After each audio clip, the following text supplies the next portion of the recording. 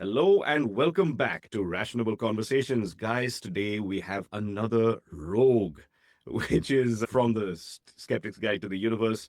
Very recently, I interviewed Kara, sorry. Jeez, I got to get that straight. But She does not take offense to that, by the way. yeah, So she do told not me worry. she's got a variety of different pronunciations going.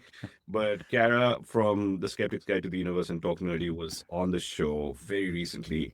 And now we have Evan Bernstein. So let's get into the intro and we'll get into welcoming Evan onto the show.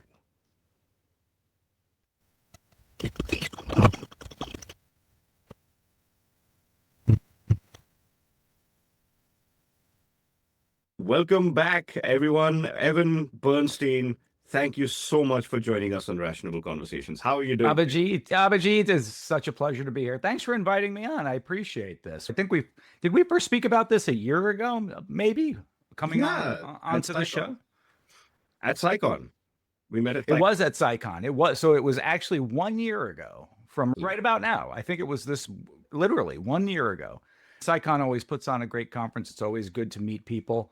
Yourself and I definitely remembered our conversation, and you're asking for me to come on the show, so I'm very happy to be here. Thank you. I'm sorry it took so damn long, That's fine. I wasn't going anywhere.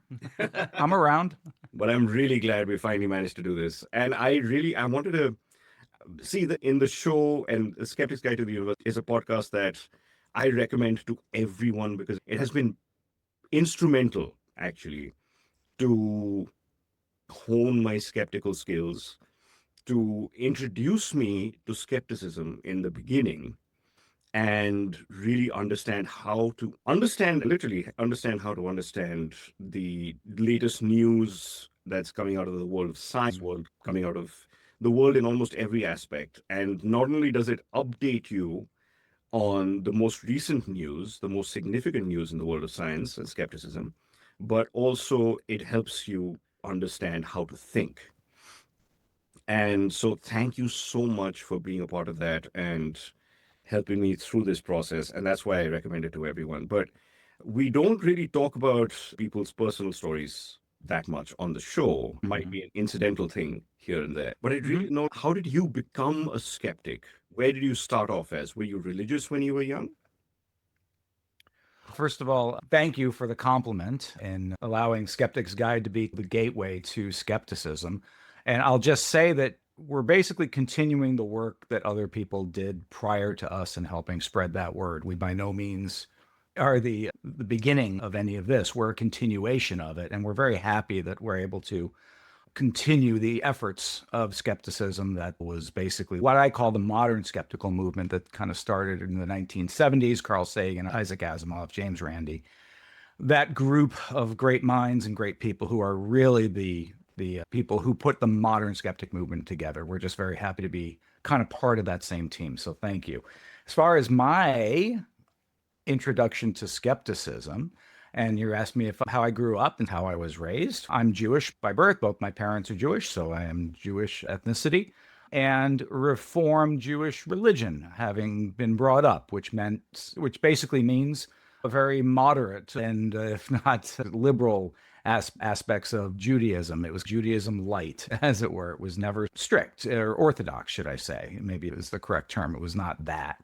It was definitely a reform. I did go to, my schooling was public schooling, but at the same time, I simultaneously went to Hebrew school, which is essentially the training for a bar mitzvah or bat mitzvah. By the time the child is 13 years old, they're eligible to have the rite of passage into adulthood. So I was bar mitzvahed at 13.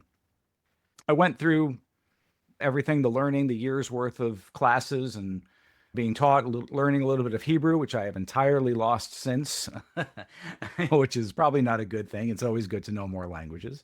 But right after I turned 13, I basically went in another direction with my belief, my faith. I was no longer felt the obligations, as it were, of being tied to structured Judaism.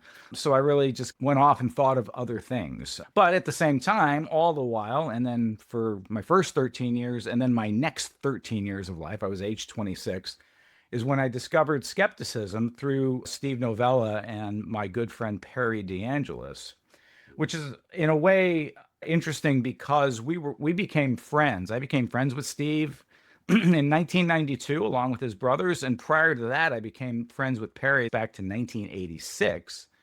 Ah, And I really didn't learn about skepticism until 1995. This is when the Demon Haunted World first came out. oh, what a So phenomenal. it coincided with that, and we just got to talking about our appreciation for science and things. It was just our casual conversations. We were mostly gaming friends, was really what we did. We just played board games and LARPed and did gaming. Our friendship was based on gaming. Only afterwards did we reveal that we love science and other things. But at the time, it's not so much that I believed in many paranormal things, as it were, but at the same time I didn't really question it. I never had a training, or part of my formal education was never inclusive of learning critical thinking skills, logic. They weren't required. They were there to be had, but they were never part of the curriculum in which you had to have it in order to graduate, which is something I definitely think should change, hopefully in the Absolutely. future. It really does need to become part of the standard curriculum, like mathematics, language in our country, English, and those, you have to have those in order to graduate from level. You have to show a certain proficiency. There should also be that with critical thinking and logic, I think. But I didn't have it. So it was only through skepticism through learning about the skeptical movement, that I figured out, oh, okay, I never thought about this before this way. I never thought about alien visitations and putting it in the correct scientific construct, by which it reveals that there's really no evidence for any of it, and everything was just, for the most part, stories, misunderstandings, missightings, mistellings, so many different kinds of things that were not alien visitations, a whole host of things. And then it strikes you all at once. I don't know if this was the same for you whenever you came to the conclusion as well about this way of thinking about the universe. It almost changed overnight for me. It opened so many things. I had to change my thinking I applied it to everything essentially in a very short amount of time, and realized, wow, I'm really being systematically, I don't want to say lied to, but just not being told how to understand the truth about things. Exactly. Very true. Yeah, the And thing is very similar to my story, actually. yeah, and so since then, so that was 1995, and then we started a local skeptics group here in Connecticut in the United States. Just a small organization, because there were other skeptic organizations in other parts of the country, local groups, but there wasn't one in Connecticut. So we decided we were going to start it. Steve and Perry spearheaded it. I joined on shortly after they started it. Bob Novello was part of it. And off to the races we went. And it became a good prelude, a 10-year run up to the time we started the podcast. We Oh, did 10 years of skeptical activism, investigations, lectures, going to conferences, and all sorts of things. So that's how I got to where I am now. wow, that really took off quickly. Did you, like, you mentioned alien visitations and stuff like that? Were you a believer in aliens and visitations before you became a skeptic? Yes, to the extent that I didn't have any reason to question otherwise. It wasn't, but I wasn't invested in them in some way. I wasn't some enthusiast. I was not out there taking nighttime photos of things in the sky. I wasn't active. But at the same time, I really just didn't have any reason, know how to question it or realize I should be questioning it, and just accepted it, because there's what I like to call a cultural saturation when it Yeah, comes to things like, in the United States, certainly it's aliens and ghosts, a lot of that. And places or other around the world, they all have their own culturally based things that are baked into the culture that absolutely. are not scientific, but they are just generally accepted without question, just because it's either been that way for so long, or just the vast majority of people really want to believe in it. And it's It, so it, it important. could be a lot of different things. Yeah, and in my case, it was to some extent my family, but I still remember, like, one of my earliest memories from my childhood, which is like 1985, 86, something like that. They Hmm. used to show Carl Sagan's Cosmos on television here in Hmm. India. And one of the first and only memories I have of that time of watching Cosmos on TV was of an alien visitation being enacted. in the show. And that stuck with me. And that was one of the few things that stuck with me about that show. And that was what fascinated me and led me into science fiction really early on. But at the same time, that also stayed in my mind as a possibility of alien visitation. And so I grew up like watching X-Files. I was reading a lot of science fiction. I got really wrapped up in all these extraordinary claims and these other shows that they would have every now and then on alien visitations and like unexplained phenomena and stuff like that. And it only took me till I was like 30 years old when I was researching a book I was trying to write for a dissertation, my for my degree in writing, was then I found out that there was absolutely zero evidence of aliens visiting. There's absolutely zero evidence for them helping build the pyramids. I used to watch what is that? Stargate. Stargate was one of my favorite shows. Stargate Universe, One of my SGU. favorite movies. And actually, while I was studying before my dissertation happened, I was actually finishing off like the entire Stargate series from beginning to end, including Stargate Universe and everything. It was amazing. And then all of a sudden, in the span of a couple of days, I suddenly learned that there was zero evidence for any of this. And I was like, wow, I've really been super gullible all this time. And then it then came homeopathy, and then came ghosts and spirits and beings of that sort. And all of it started crumbling. That's when I started listening to the SGU, and I was like, shit, there are other people like me. I ain't crazy. No, no. But your story is so similar to many other people who have shared their stories of how they came to skepticism. Nobody's born a skeptic, none of Yeah. us. We're more the product of our environment growing up, really anything else. And if your environment accepts these sorts of things, it is just, it makes total sense that we would all be growing up this way. And everybody has to discover this at some point, either on their own or through other channels, other avenues, and other mediums. And you mentioned the Stargate movie, which I certainly do remember. For me, I'm a half generation younger than you. For us, it was definitely the movie Close Encounters of the Third Kind. Yeah, I love that. Which is, I describe it as, it's a wonderful it's a wonderful movie as far as Hollywood movie making goes, and Steven Spielberg at some of his best fictional storytelling. At the same time, I think it's done more damage to the society as far as their failure to recognize that none of that is true. Yet people still point to that as their frame of reference, or they'll cite examples that directly correlate with maybe what they saw in Close Encounters of the Third Kind growing up. So it's a horribly frustrating movie for me to watch nowadays. For as much as I think it's brilliant and wonderful, it's also been the bane of the work that we've been trying to do. It's not helped. Yeah, in that regard, doesn't help. Absolutely. I can't watch the X-Files anymore. Right. Same idea. I can't watch reruns of the X-Files because I'm like, this is ridiculous. Like, Same I know idea. better than this. I can't be lost in that fictional world because I'm like, nah, that don't got it.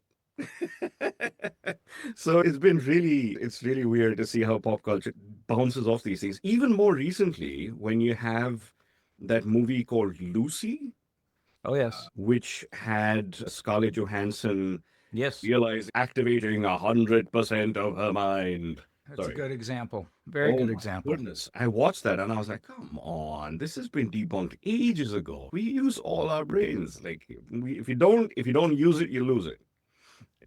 And it's people need to do a better job of, for themselves, for their own sake, of being able to distinguish between Hollywood fantasy and reality, or in Bollywood fantasy and reality. Although I'm not as familiar with that slew of movies, but I imagine they have similar topics and things that they discuss that go off in those directions as well.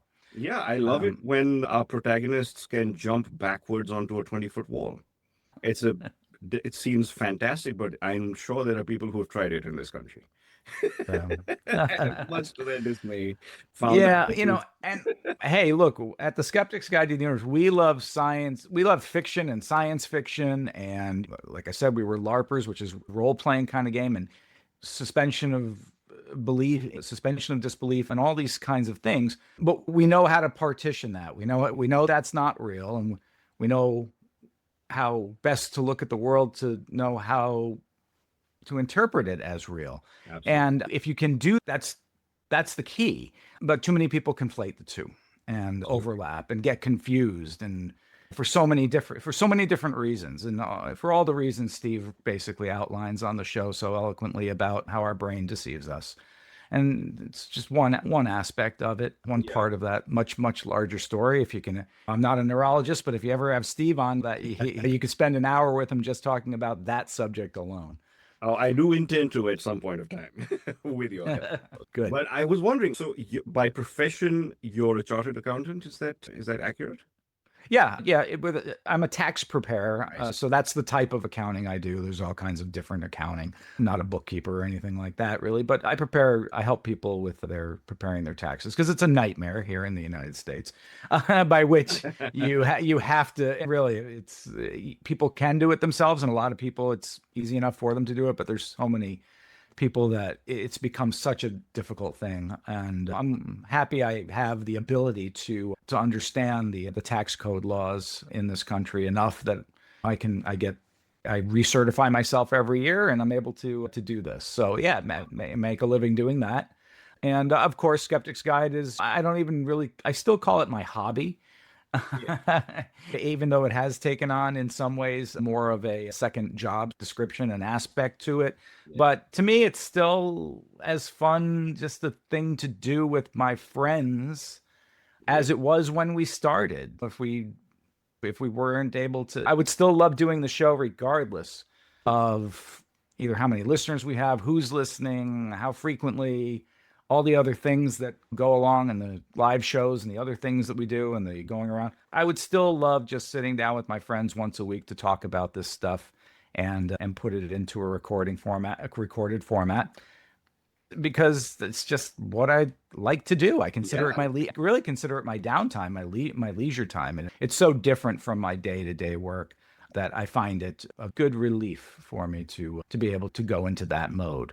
It's something Totally. I've always wanted to do. I love podcasting because I was a big listener of talk radio, a lot of talk Uh, radio when I was growing up, as was Perry, and that's how he and I understood the medium of podcasting early on and understanding that this was going to be like a radio talk show that instead of being broadcast out on airwaves is just going to be part of a recording that people will download. But yeah. we're going to treat it the same way, approach it the same way, take what we've known from listening to so many other shows and that had come before us, and we were able to make it work for us Yeah. as far as our blend and our the Yeah, different personalities exactly. that That come comes onto together the really well. show. Yeah, I think we do. We have a nice chemistry, a nice mix that sort of formed organically, definitely. And took that knowledge. Again, Perry and I love to do that because we knew each other for 10 years prior to doing a skeptics group and 20 years prior to doing a podcast. So we had a lot of time together to get practiced and get ready for it. Oh, yeah. Honestly, there are very few skeptics in New Delhi. As far as I know, at least I Mm. haven't managed to meet many. I met about two or three of very young ones. Yeah, youngins. They were in their I think it's about their early 30s. And so I'm a bit doddering as compared to them. But we're trying to organize something and get things going. But I wanted to Good. ask, since there's a lot of pseudoscience in finance as well, and I was wondering, have you, as being in that profession of understanding finance and understanding investments and taxes, etc., have you delved into understanding the pseudoscience in that field? That's a good question. My specialty, because it is tax return preparation, is narrow. And the nice, if you can say this, nice thing about it is that it's very organized, very structured, and relies on tax codes and case law. So there's not a lot of room for interpretation within this specific part of the world of accounting, which is tax preparation. Therefore, it doesn't allow a lot of room for people to come in and introduce crazy notions, pseudoscientific things, or into the field that I specifically deal with. However, I'm not a financial advisor, but I do know that in the world of financial advice, there's a lot of crazy stuff going on. Mm. And a lot of it has to do with astrology, frankly. So it becomes a form of astrology. But like anything else, it's obviously you want to have an edge in prediction.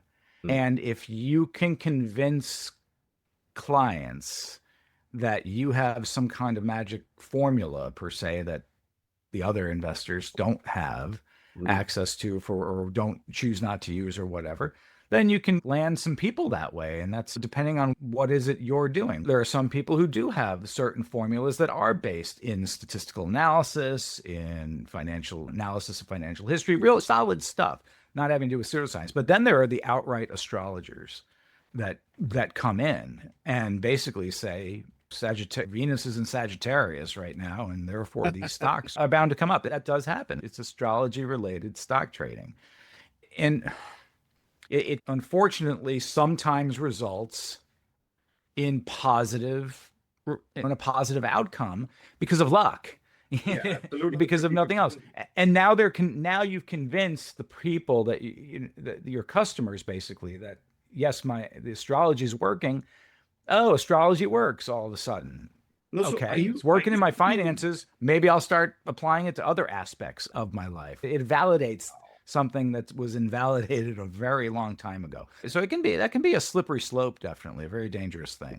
when you started with this, I thought you were talking about astrology from a metaphorical sense of an analogous thing. You're Hmm. saying that they actually use astrology to help people invest. Yes, they do. They do. Oh my God. I mean, they Right. use astrology Eh, for pretty much anything, really, nowadays. That's just it. It is because it's one of those things that is unfortunately applicable to lots of different aspects of life. And all you have to do is convince people that there's some kernel of truth there, and they will latch on to that because they think that that's the advantage. There's the 1% advantage I have over going more conventional other ways.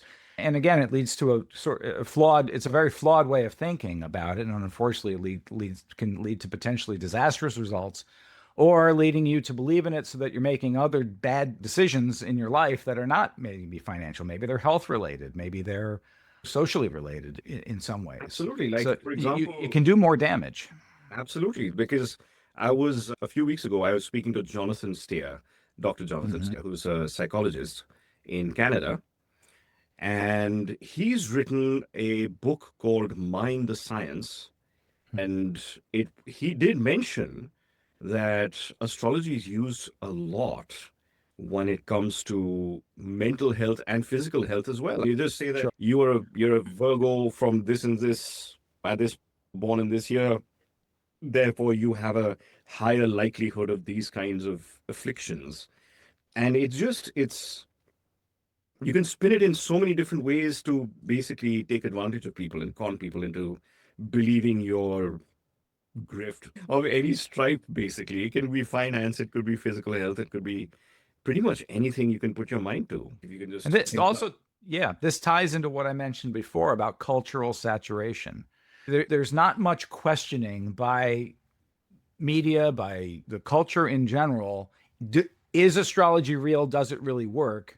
Instead, okay, here's this thing for astrology. It's there.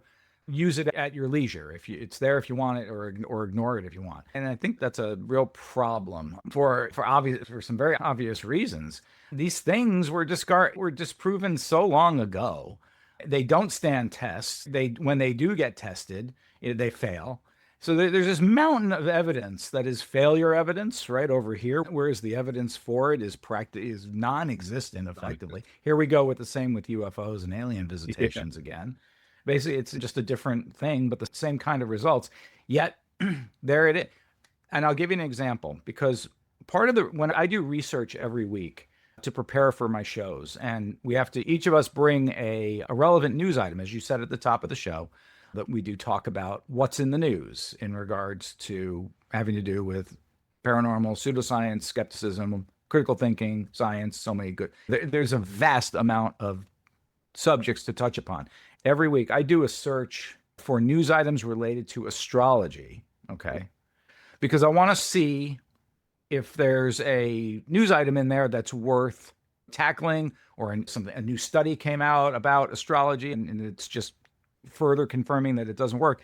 Instead, what I get is for the first, I don't know, 100 or so results from search is all pro astrology stuff. Need your horoscope? Go here. This person will do it for this. It's not like there's any questioning whether this is real or not. There's no pushback. There's no skeptical angle. There's no debunking going on when you search for astrology in the news. I invite anyone who's listening to this to go ahead, use your favorite search tool, type in astrology and filter it on your news and see what comes up. See if you'll, that's it. It's accepted culturally as truthful or not worthy of questioning at all. And that's a big problem as far as I'm concerned. That's why we do the work we do. We're trying to yell it from the rooftops that this is wrong and here's why it's wrong. Absolutely. You've heard of Richard Saunders from Of course. the Australian Skeptics? Good friend.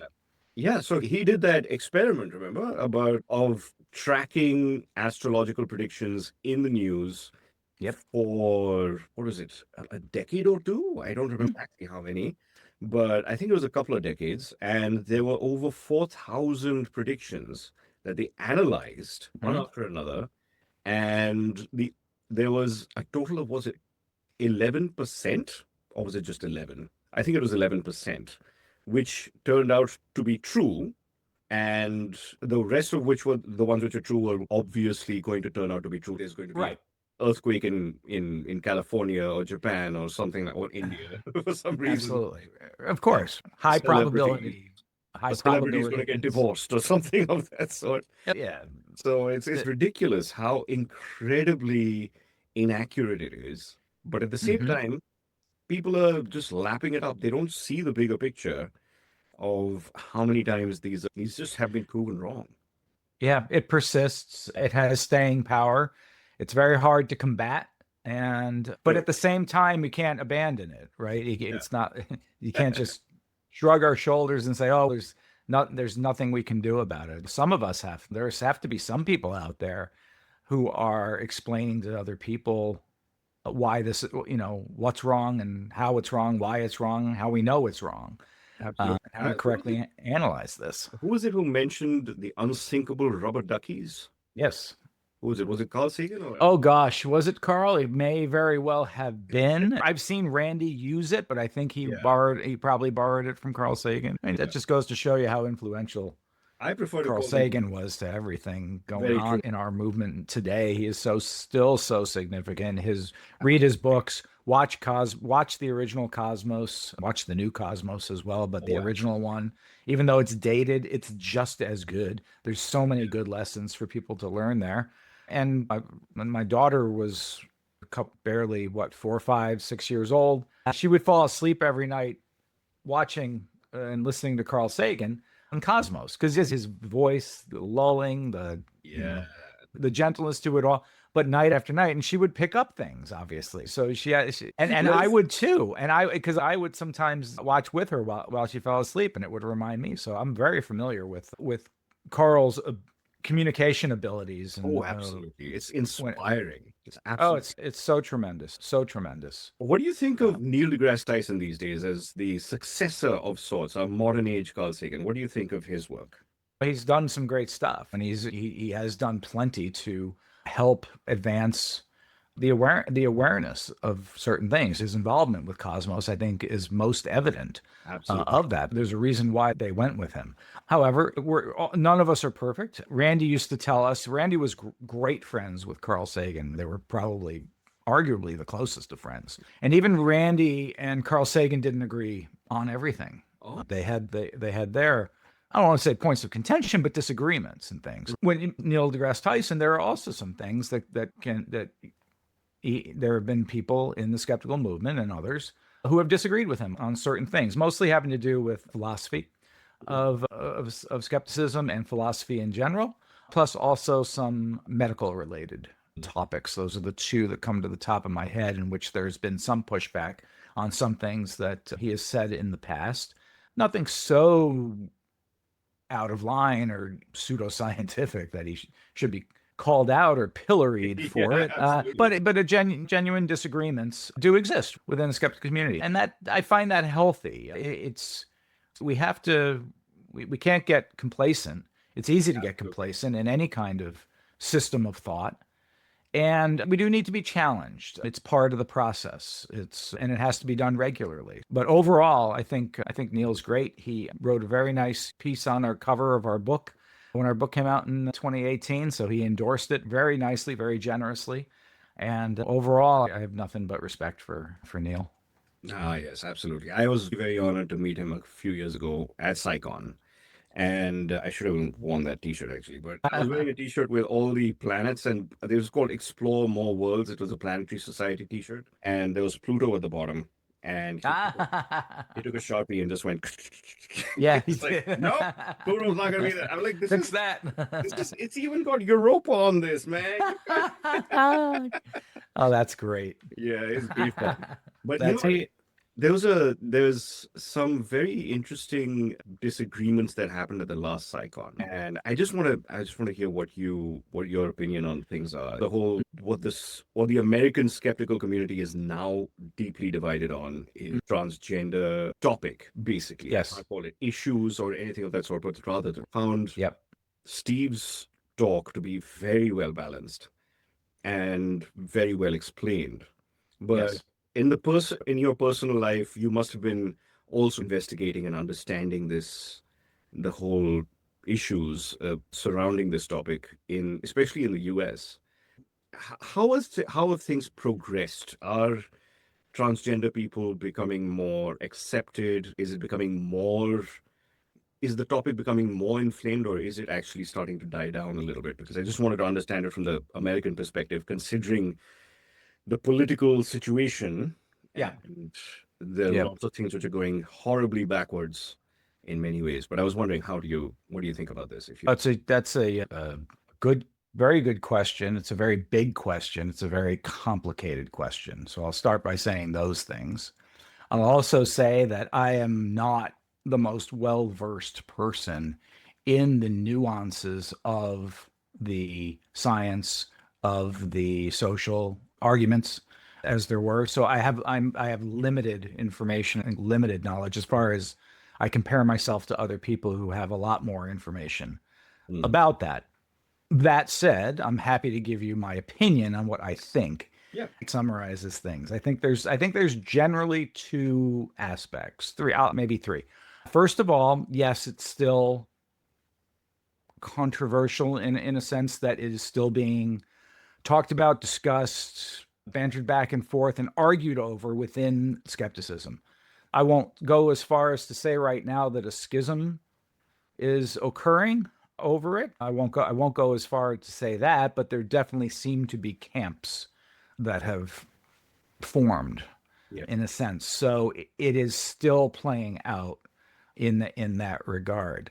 A second point I'll make is that what Steve has said about it, and I dare not paraphrase him because I'll do him an injustice if I try, but effectively, what he's saying is that scientifically, medically, Hmm. in all the ways, in the same ways we know about everything else we know and analyze things in science, when you take the same rules and apply them to this, is that there's absolutely transgender people who who do not neatly fit into our binary world of male female. They just do not. That is a fact, and a fact that needs to be accepted. Then the third thing I'll say is that, which relates to the second thing, is that our and again, this is my opinion. We are structured. Our society, and I think societies around the world, for the most part, are structured to a two gender organization, as it were. Yeah. It's built around. It is challenging to expect entire large sudden movements by societies to make those kinds of corrections. It's a tremendous ask, as it were, and it's just such an enormous thing Yeah. that again affects. I don't know that there's a society around the world that isn't impacted. If you were just to have to ask them to suddenly make an accommodation in which you essentially rebuild the structure of what is a male female society, Mm. tear it down, rebuild it effectively, it's that so that it is accommodating of the people who are not. It's not that it shouldn't happen, it's just a tremendous amount to expect people as a species Yeah. to make that big a change in that short amount of time. This is going to be a multi-generational drift Mhm. towards the acceptance. And I think when I say multi-generational, minimum of two, probably four. So you're already talking upwards of 100 years maybe from now. You have to look at a long-term acceptance by, again, societal acceptance of Yeah. these facts. And it's just going to take a lot more time. And frankly, when the older generation of people are no longer here and the newer generations take over, this is how it works. And I think maybe 100 years from now, we will see that kind of restructuring, which does accommodate everybody, Mm. and we don't have this absolute binary system. But that's the way. But we have it now. It's how everything is, and there's just not the will yet to tear it all down and reconstruct it. So that's my opinion on the whole thing. Again, there are people who are more who understand the nuances of this a lot better. I just am looking at it from how I think it's playing out. Definitely still a controversy within skeptical circles, no Yeah. doubt about it. I really, and this actually makes me feel a lot better about India. There are a lot of things that I'm woefully very upset about when it comes to the Indian society in general in many different aspects. But the one thing which really is encouraging is that because we have a community called the Hijras who are gender non-conforming in many ways, Mm. and they have a kind of a they have a history and and I'm not being able to figure out the right word right now, but they do have a lot of superstitious beliefs associated with Hmm. them. They're Hmm. also stigmatized. There's also a lot of stigma against them. Sure. But when it comes to official documents, a lot of them have male, female, other, and there you can write however you want to define your gender, and that is hugely forward thinking in Hmm. respect to most of the world, just because we have this cultural aspect in our country that actually moves things forward for a lot of people. And just that recently homosexuality has quote unquote been legalized because the whole sodomy and Hmm. unnatural sex acts in our laws have to a great deal been nullified. I'm sure there are loopholes, etc., but there has been a lot of progress there. That's Anyway, good. but I do That want to. is good. Yes, exactly. So fortunately things are going well on this side of the world. Fortunately. Yeah, obviously we have our problems culturally, socially here as well. I where I take comfort is that our system is designed such that we have new elections on a regular basis. There are things in which politicians are limited to be leader of this country, and there are certain safeguards in place. So far, the system has worked. Mm. For the moment, it continues to work. Let's hope that it does, and that transitions will come. They'll come without much disruption, and newer, better times ahead for lots of different things, not the least of which science and science education, which are paramount to the health of the society. So let's hope.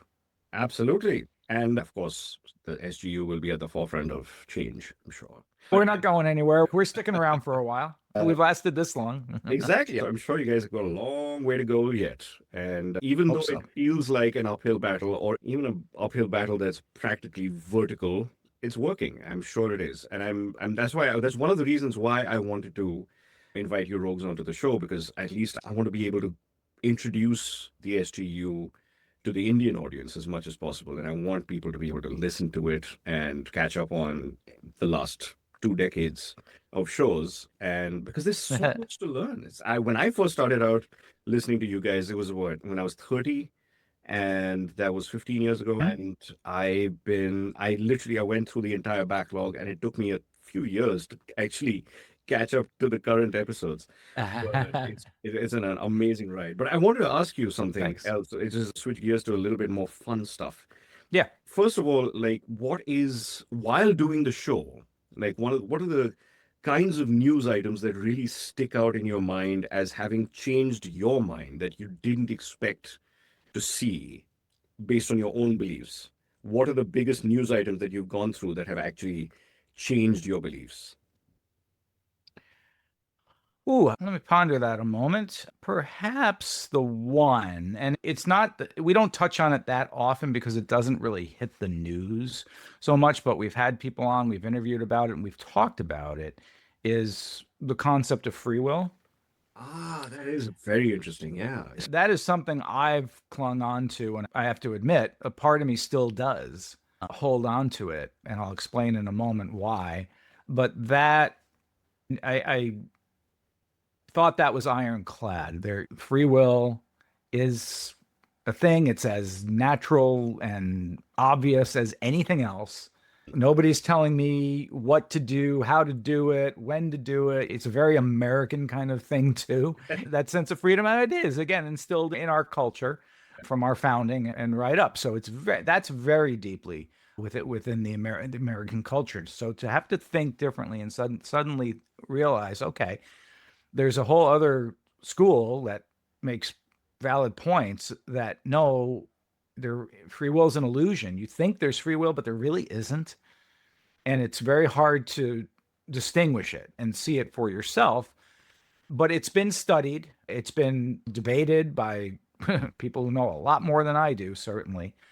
And the conclusion essentially is that the illusion of free will is just that, it is an illusion. But I will say, but there is a sort of a fundamental aspect, a truism, as it were, that even though it's an illusion in a very scientific sort of technical sense, if it can't be removed from a functioning society, because in that void, essentially, if you do take it out, it's hard to find a lattice upon which to construct a society that doesn't have that as part of their basis, as part of that illusion. In other words, I'll use a very sort of blunt example. Yeah. Because if there's no free will, right, and if it is an illusion, then the things that people do, they're doing them because of social reasons and other medical reasons, everything else other than a person's free will. Therefore, can somebody really be held responsible for their behavior? And when it comes to, say, criminal behavior, if there really is no free will, then you could make a technical argument saying that I'm not really subject to this because I don't have the free will. I'm a product of my environment and society and other pressures acting upon me. I have no control. I cannot bear the responsibility of acting in a normal societal manner. It So you could see, go in so the you so opposite you way as have well. so you have to have it. Otherwise, you just lose. The society becomes too loose and you can't control for certain things that ultimately lead to that functioning society. I hope I explained that decently. Yeah, but I look at it like you can do it in the opposite way as well, that Mhm. everything is premeditated. Everything was already in your mind before you did it. And therefore, like there are no accidents, basically. So there'll be a Yeah. lot of contention as to what that means in that construct. It's very Right. Again, this goes down to how are we all going to suddenly accept that and now again, once again, reconstruct entire societies and economics and everything based on it, tear it all down and start over. That's radical. That's pretty radical and not very practical. There do need to be some practicality involved with a lot of the things that we're doing. There can't be this purism, this absolution, this good being the enemy of perfect being the enemy of good idea. That doesn't advance the mission. Absolutely.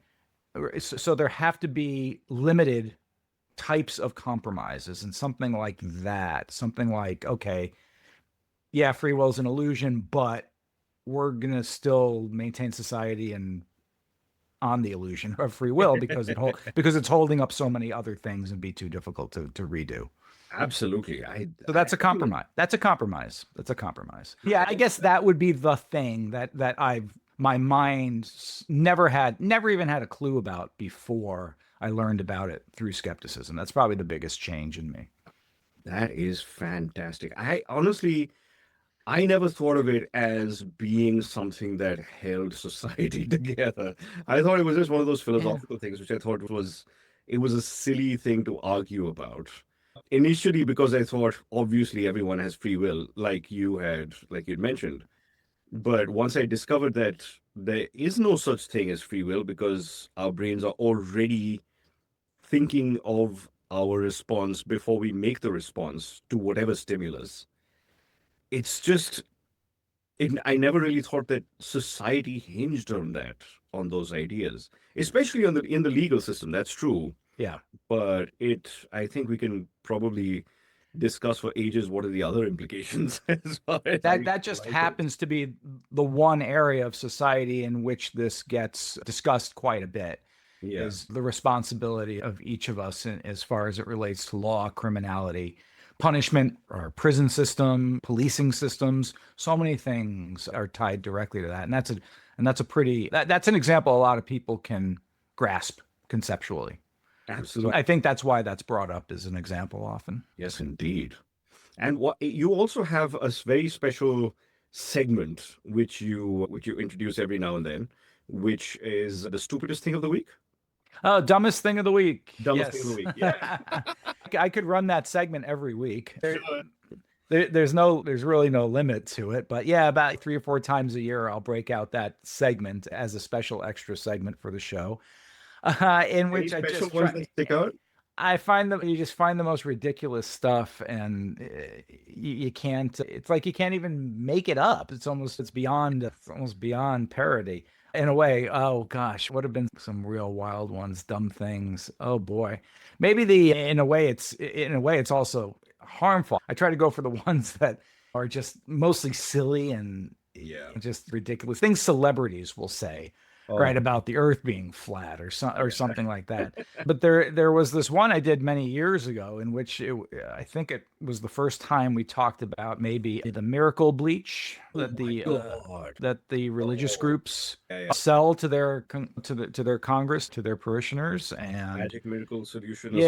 magic miracle solutions. I think that started maybe as a dumbest thing of the week, and we've obviously done several segments on it since because it has in a way, sick industry of its own, by which others have imitated this very same thing. And like this bleach drinking thing is now happening in multiple countries, multiple hemispheres, to taking advantage of people horribly by doing this. And oh, by the way, if you drink the diluted bleach and you got sick, it means It's working. Yeah, no, but if you don't feel right or correct afterwards, that's because your faith is not strong enough. It's a sign. It's a way for you to measure your devotion, and you need to be better at whatever it is that particular church or whatever is telling you.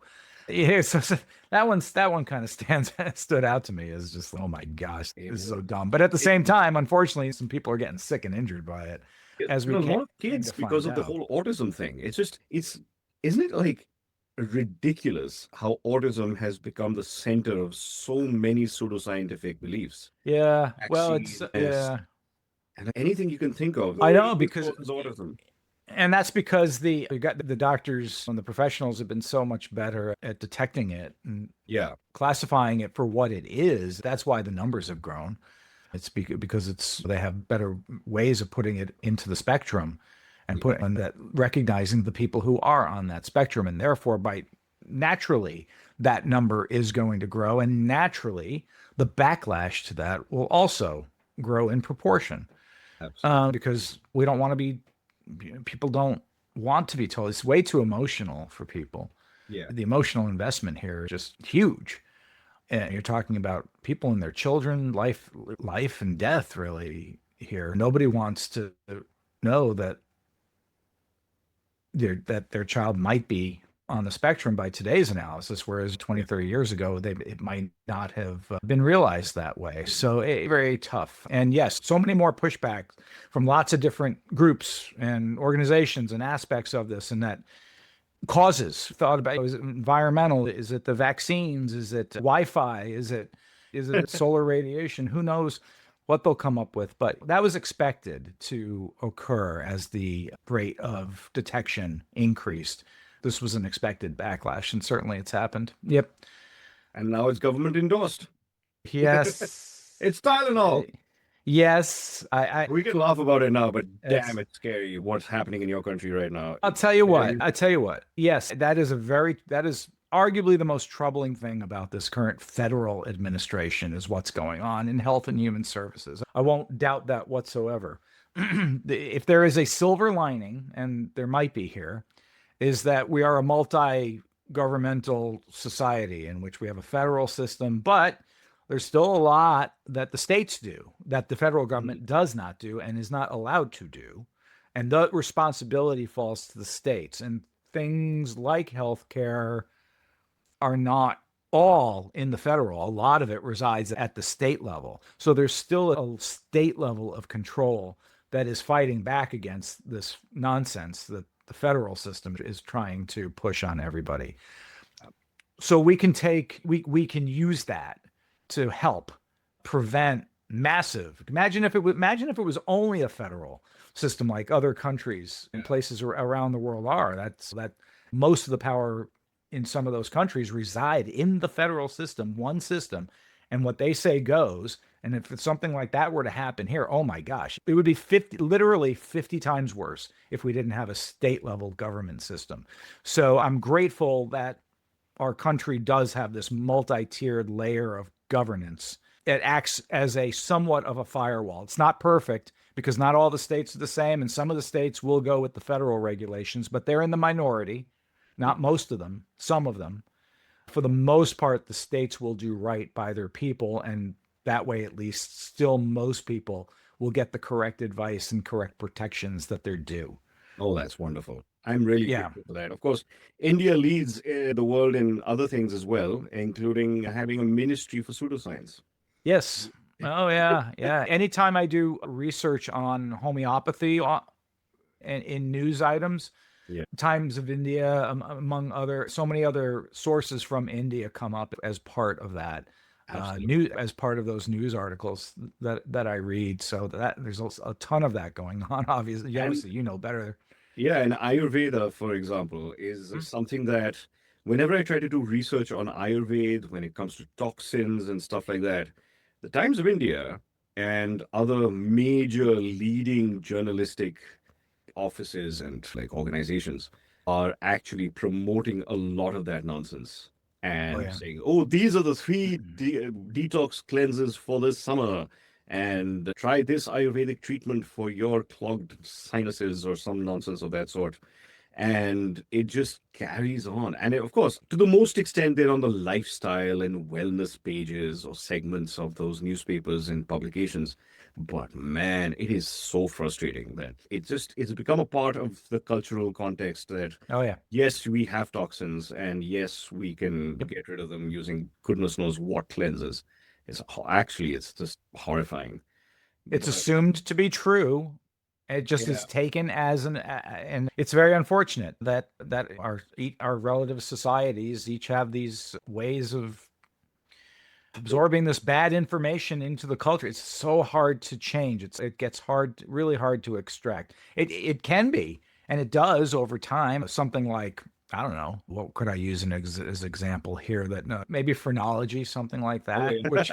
which had its sort of a period in which it was considered as legitimate as other uh, Absolutely. forms of medical analysis, but it faded away, and there's really no phrenology anymore Or it in a sense. existed And there are somewhere. things like it, like reflexology, maybe, and stuff Yeah. like that. But that's fringe. That doesn't have as deep a hold as some of these other things. So So it trying is to do a possible. lot of reflexology Yeah. kind of stuff. I think it's It, just a relaxing foot massage. yeah, but right, you can't tell how my liver's doing by massaging my foot. That's just not going to happen. It'll never happen. Wish. Wish. My liver's been through a lot of crap. Oh, Anyway, thank you.